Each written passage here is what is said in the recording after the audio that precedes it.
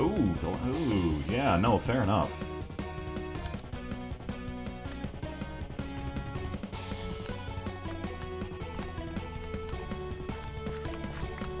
Well, maybe he was this time for some reason. Listen, you gotta respect a Eldritch Abomination's independent choice of where they want to live.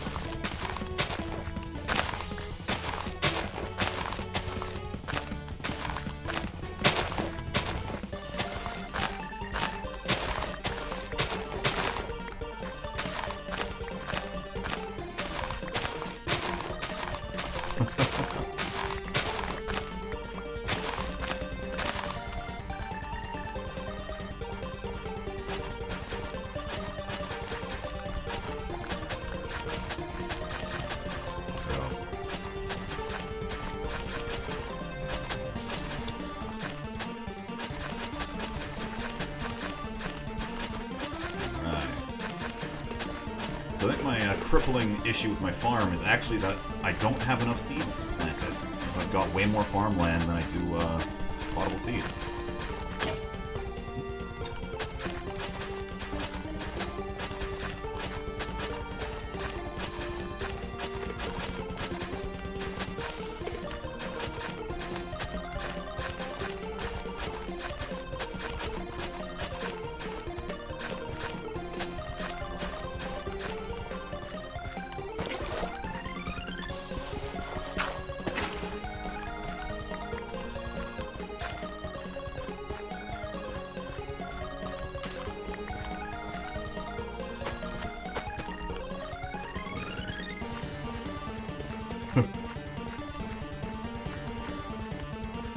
Fisherman cultists are like the base level.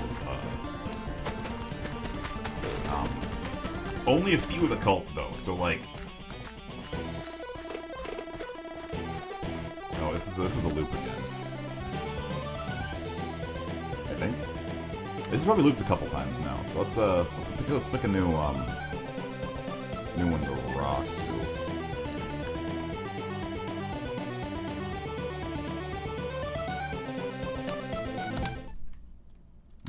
New background music. And please tell me someone in the group drank the Kool-Aid.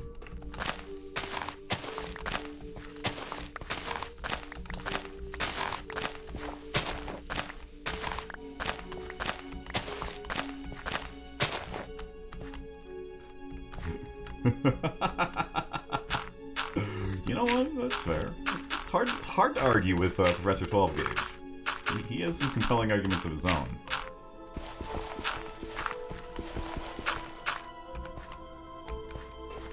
Oh, that's pretty good.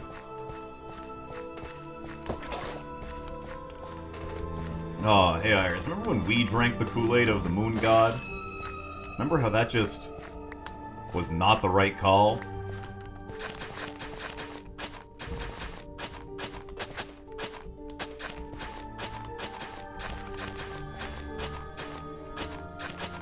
If Slivers is here, they'll also quite remember when me and Iris drank the Kool-Aid of the Moon God.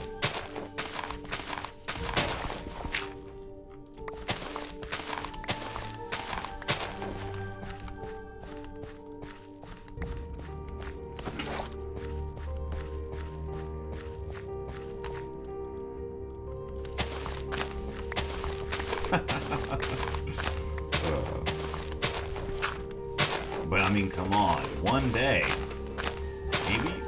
maybe. Because, like, listen, I know you don't trust Eldritch Abominations, but think about the retirement package. Half your paycheck doesn't get taken away, but just gets added into a retirement package. If you manage to survive the apocalypse, you get to live forever.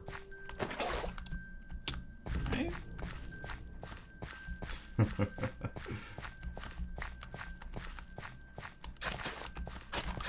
I can appreciate a good mind-scouring play every once in a while. Oh, you know what? Oh, Old Man Henderson is... Oh, that's a tale, ain't it?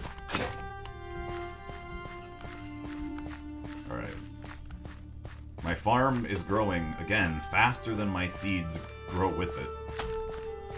Is this done? I think this is done. Nope, that was only one. My bad.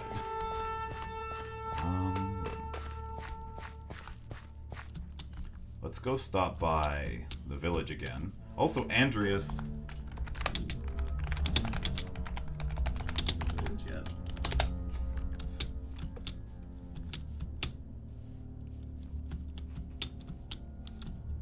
It's a pretty humorous one. It's definitely a much more lighthearted take on the genre. Oh,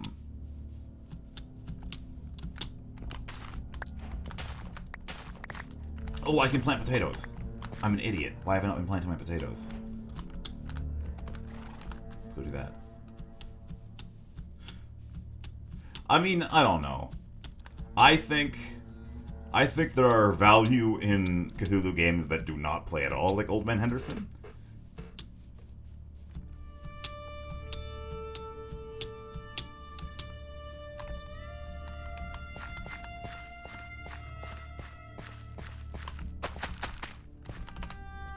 Potato.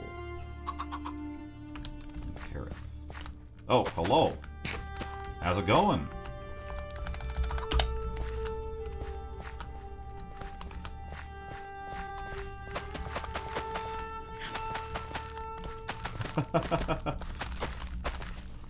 Okay. Never let a DM tell you you were supposed to surrender.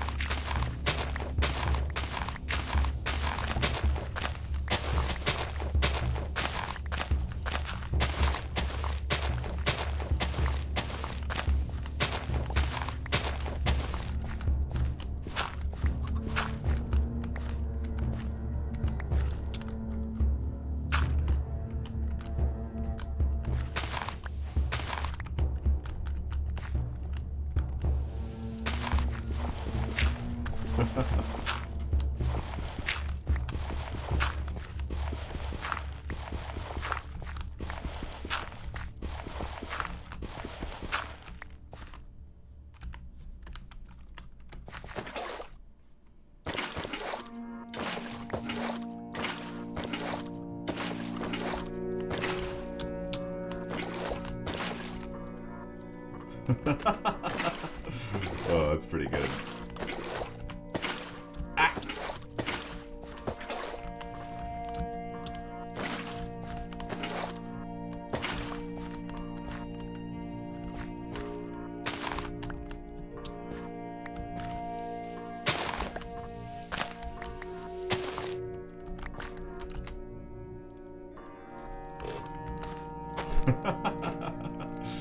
Now, did the mayor honestly pay your bail, or did one of your party members hypnotize him into paying the bail?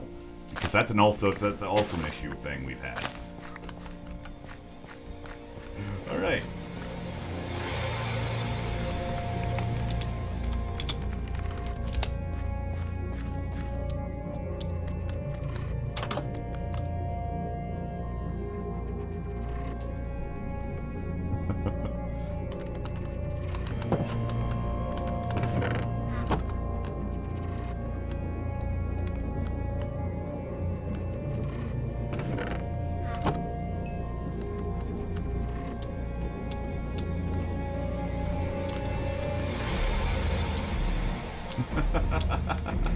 Fair enough.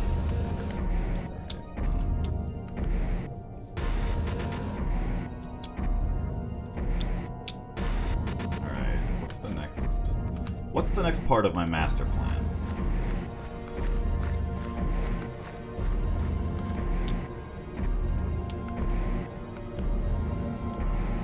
I guess build a couple more hoes and or shovels.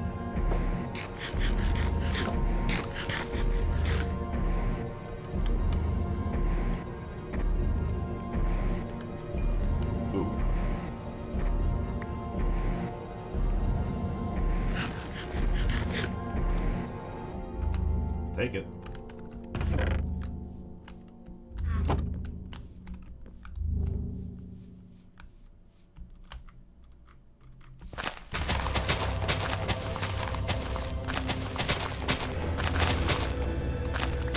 my D&D games, yes. Are you, by chance, talking about the one Kai's in?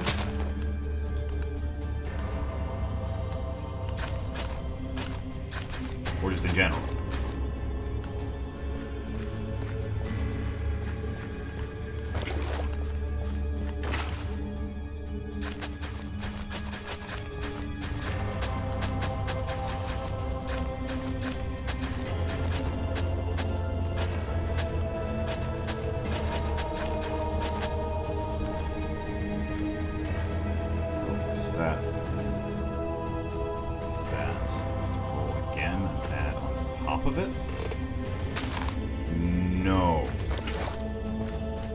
Because you never can roll a 20 for a stat in Dungeons & Dragons, because you roll with d6s. Unless you're doing... Hold up. Did 5th edition change something on me? Ah. Yeah, no, were you doing 5e, or are you doing a different edition? Because the one thing about 5e, as much as I do like ideas like that, is 5e is custom designed for low stat builds to be good. Pathfinder, however, if you want to just do a meme campaign, I can definitely see having characters with, like, above 20 stats, which is all over the place.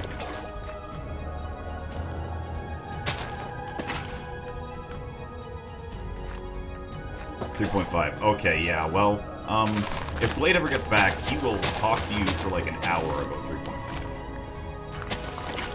Because me and him both know that game fairly well, if we're gonna say it.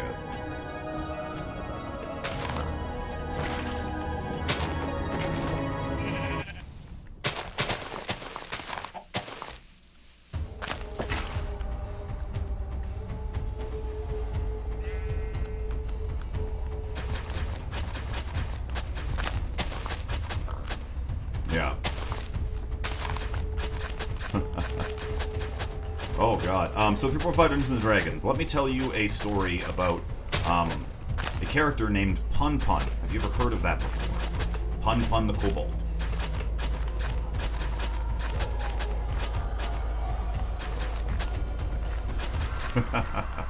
Let me guess. You guess kept guys getting 20s? Yeah. Right. You finish your story, and then I'll explain what Pun Pun the Kobold is to anyone who wants to listen. 2 nat 20s. You have 40 and some stat, I'm guessing. Probably strength. Wow. That is ridiculous, actually.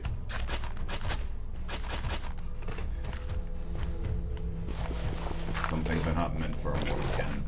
Actually, no. You couldn't quite arm wrestle gods and win, because most gods had much higher than 40 strength. But, I digress.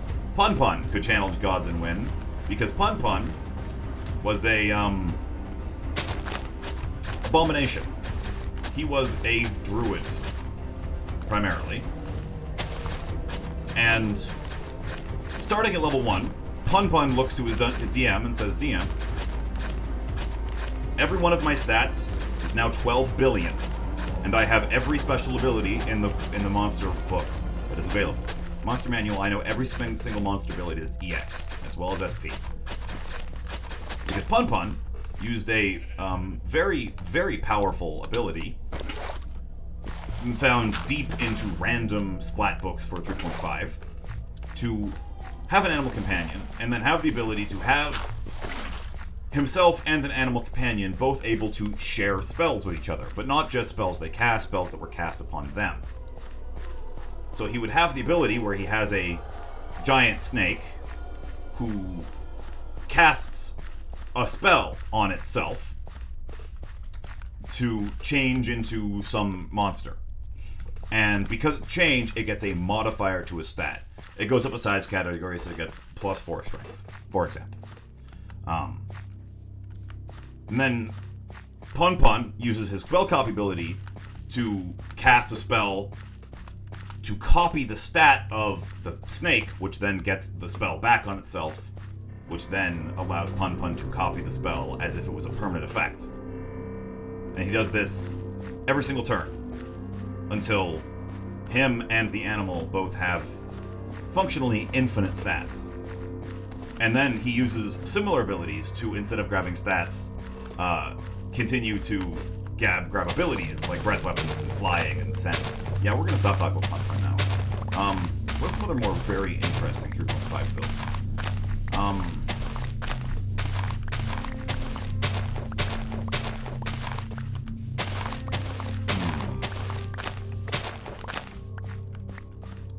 Right. Let's see. What can I fire harvest right now? Let's go harvest wheat. Plant more seeds. But yes, Pun was Fallen Paladin Lich. I mean, honestly, not that great. A lot of the big benefits from okay, now, not that great as in mechanically. Me and Blade have spent a long time trying to break this system open and make it cry. So a lot of our ratings of builds are in the pure mechanical sense, not style points. But Fallen Paladin Lich doesn't really scale very well with itself. And honestly, it'd be much better to go Blackguard and then convert all your levels over, rather than trying to finagle the Fallen Paladin angle to work. 3.5.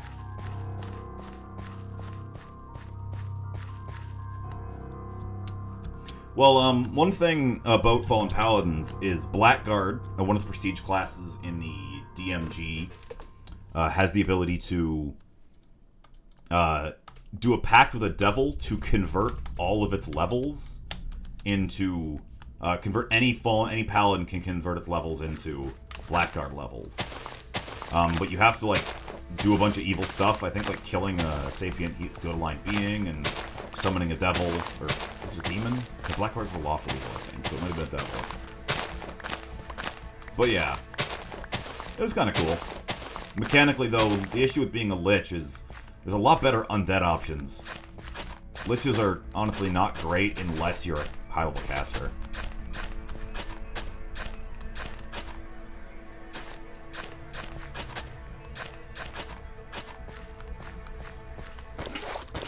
I need turn stuff into a shade. Yeah, which of course has the added benefit of allowing you to convert people into them, which is just busted.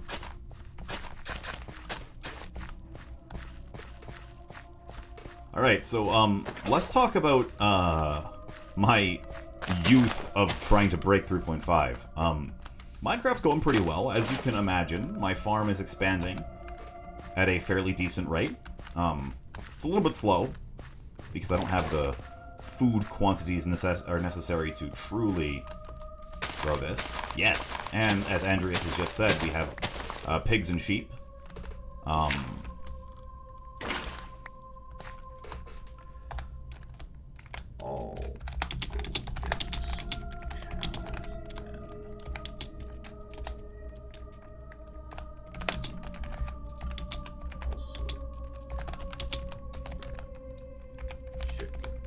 Oh, you're still in the stream. Okay. Yeah.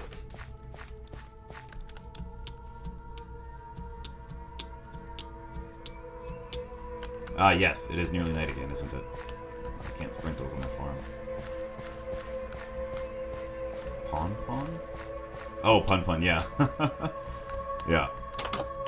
Prestidigitation is really not that broken. It's more of, like, very useful, I would say. Because anything it can do, it very specifically says can't be used for a lot of the really busted things you immediately think of being able to use it for.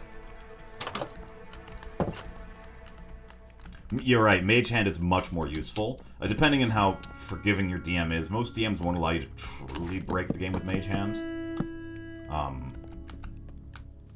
But you can, if you are determined.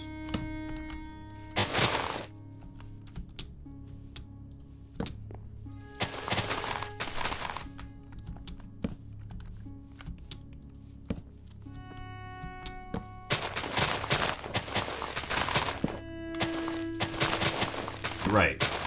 It is.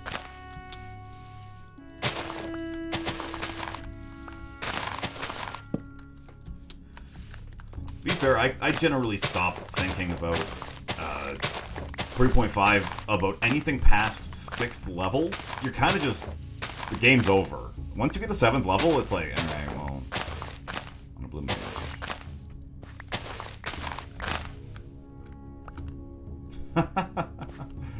Alright, listen. That is an acceptable choice, but... there are some things that you do not want to.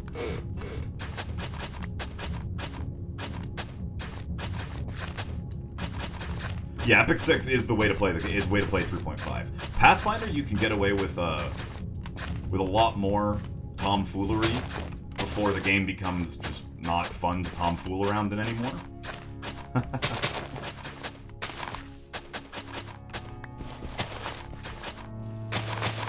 So what splat book did that come out? I wasn't aware that Wizards put out a Blue Mage class. I must be really behind my 3.5 printing. Well, yeah, but there's the whole issue with like your DM really shouldn't be letting you cheese starting gold because it's just gonna.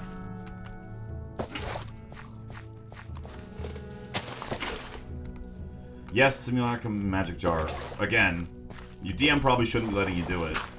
Doesn't mean we didn't try.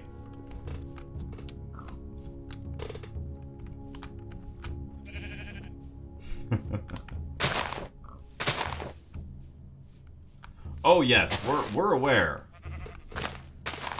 And specifically those 2 spells we managed to abuse.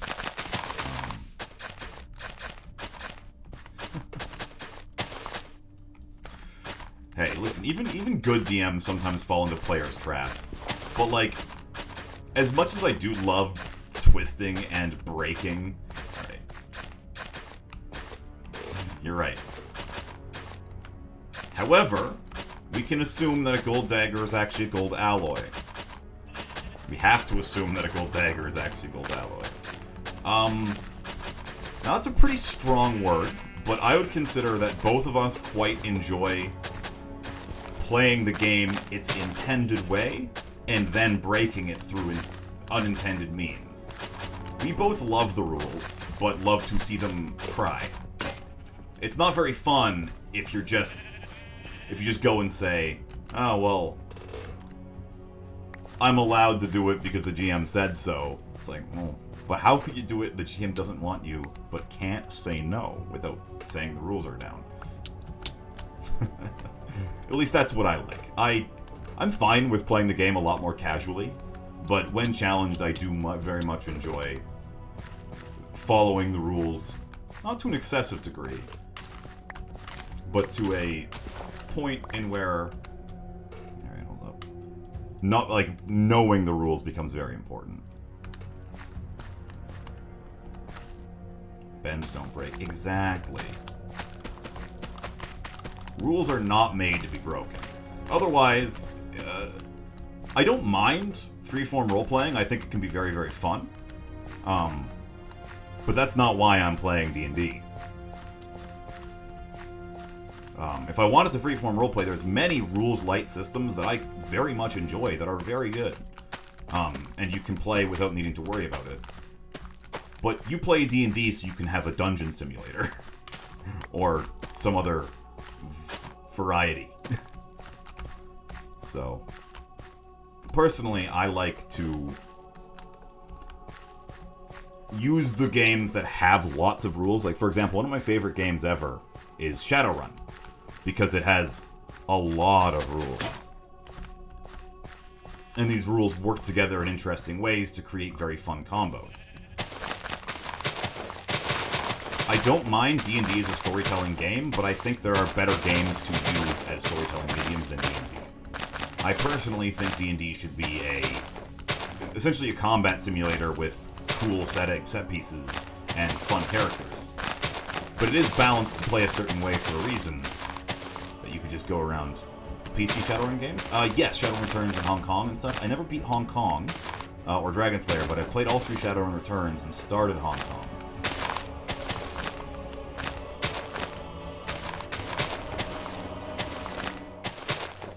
Yeah, I've heard Dragonfall's really good, but he's not gotten around to it. I really like the idea of Shadowrun Hong Kong because the setting of Shadowrun is a really cool take on Hong Kong.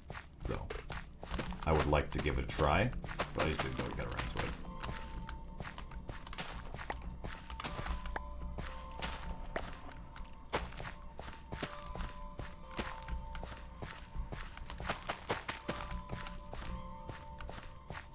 Are these done? No, they're not.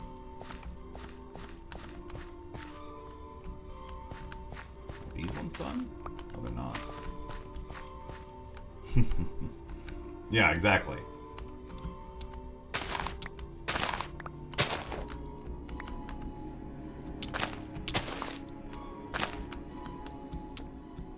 The thing about the Cyberpunk RPG is, like, don't get me wrong, I really like Cyberpunk 2020, but, it's not super usable. And that it's 10,000. Yes, exactly. 10,000 dice. To be fair, though, it generally doesn't actually use anywhere near 100 dice at a time. But I reliably do, as the GM, have to roll dice pools of 30 or higher. Yeah, but like I was discussing, it really rewards system mastery and learning. The one thing about it is, like, everything follows the same structure. It's like the difference between why I like Shadowrun, or like, for example, I like Pathfinder a great deal more than 5th edition. Because I'm good at learning rules, first of all, but also the rules apply to everyone, not just the monsters or not just the players. Which is one thing that I'm not 100% keen on when it comes to... yeah. Because when it comes to 5e, the players and the monsters are not playing by the same rules anymore. Monsters can just do whatever they want that players just can't equivocate at all. Or sometimes vice versa.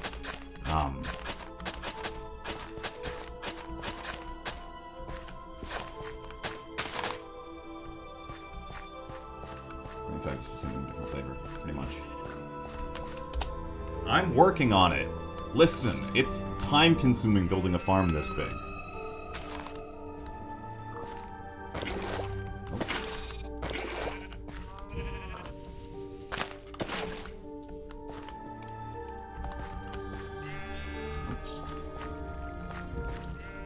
Broke my infinite water pool.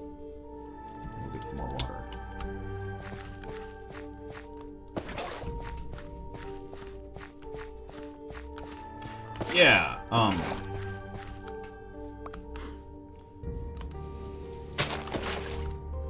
Yeah, build diversity is a big deal with me when it comes to RPGs. I love building characters.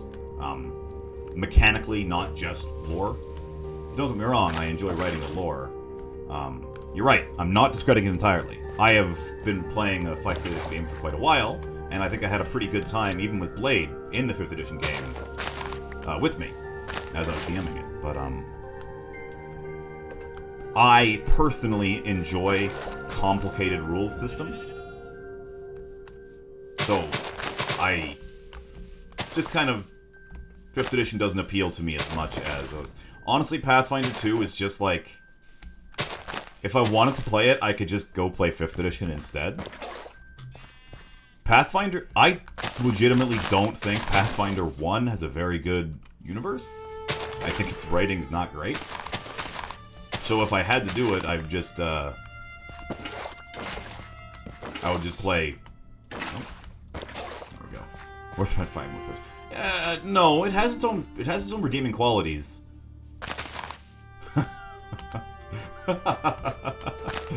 Oh yes. Oh yes.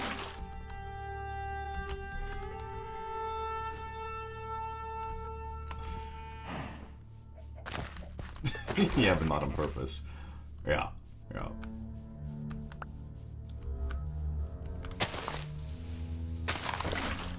Although recently I have been doing, when it comes to playing the game, I've been playing a lot of, Age of Sigmar before I play 40k. That's mostly because me and my friends got on the bandwagon of building models, and then of course I went out and spent way too much money on it. But I still have, I don't know, 6,000 points of Death Guard? I want to say? Something like that?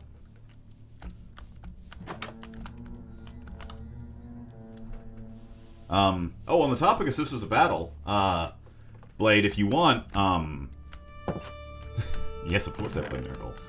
If you want to buy some, I've got some spare ones kicking about that I'm not using.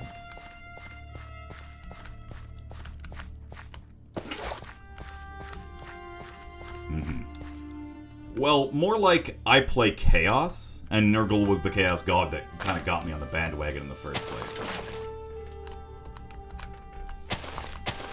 But, one of my favorite models that are painted up is, a Grid and Clean one, and my Mortarion model is also really good. If you want to see some examples of my paint job, you can go to my Twitter and just scroll through my media posts until you find my posts I did. It should be linked in my About section on Twitch here. But yes, I quite like the Warhammer games in general.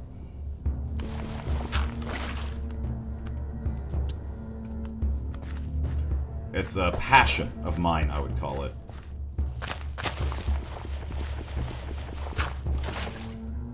Yeah, miniatures are fairly expensive. But I've spent a lot of money on minis, so yeah. Darktide is going to be a great game. I'll admit that I didn't play as much Vermintide as I would have liked because I'm honestly not a big fan of the melee system. I kind of want to play it like a shooter, not like a melee game that has some shooting elements. But that's why Darktide seems like it's a lot better. A lot more interesting to me. It's going to play like a shooter. Yeah, Vermintide 2 is really good. But I just didn't play as much as I would have liked because I honestly just didn't... I didn't have the passion to. A couple of my friends picked it up and we all played it and it was cool, but we never really did a whole lot of it.